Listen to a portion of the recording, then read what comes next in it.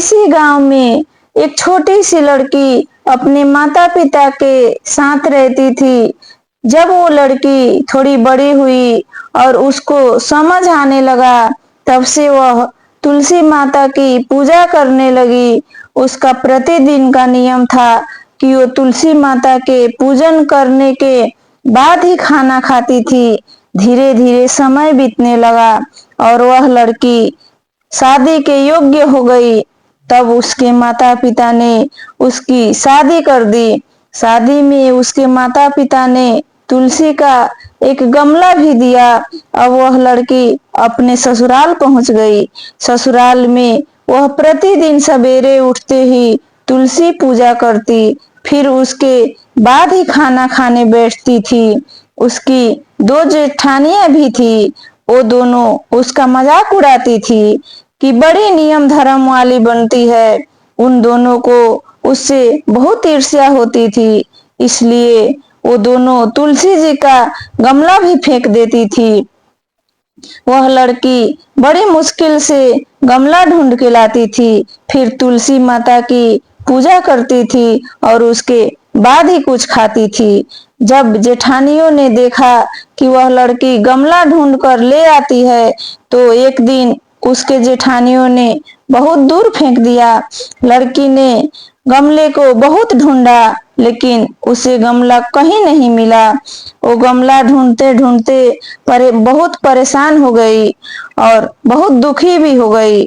उस दिन उस लड़की ने खाना भी नहीं खाया, क्योंकि उसका नियम था कि वह तुलसी पूजन करने के बाद ही खाना खाती थी। उस लड़की की भक्ति देखकर तुलसी माता बहुत प्रसन्न हुई उससे और उसके कमरे में तुलसी माता का गमला प्रकट हो गया। अगले दिन सुबह जब वो लड़की उठी, तब वो देखती है कि उसके खाट के चारों कोनों पर तुलसी जी का गमला रखा हुआ है।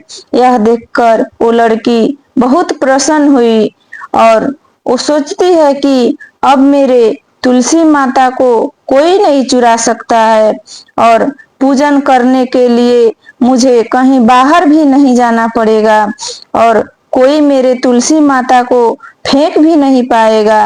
अब वह जल्दी से उठकर स्नान करती है और तुलसी माता का पूजन करती है। पूजन करके जब वह खाना खाने बैठती है, तब उसके जेठानियां देखती है और उसका मजाक उड़ाने लगती है। वो कहती है कि देखो देखो, देवरानी का धर्म नियम पूरा हो गया। फिर जेठानियां अपनी देवरानी से पूछती है कि क्यों, तुलसी जी का पूजा कर ली क्या? तब देवरानी धीरे से कहती है कि हाँ दीदी, मैंने तो पूजा कर ली। तब जेठानियां बोलती है, कहाँ से कर ली पूजा? हमने तो गमला फेंक दिया था। तब देवरानी कहती है कि दीदी देख लो, मेरे कमरे में खाट पर तुलसी जी लग रही है। फिर जेठानियां अपने देवरानी की कमरे में जाती है और वहां खाट पर चारों कोनों पर तुलसी जी का गमला देखती है।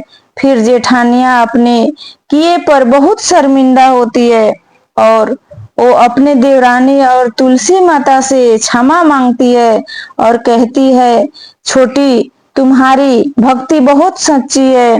हमने तुम्हें बहुत परेशान किया है, हमें माफ कर दो।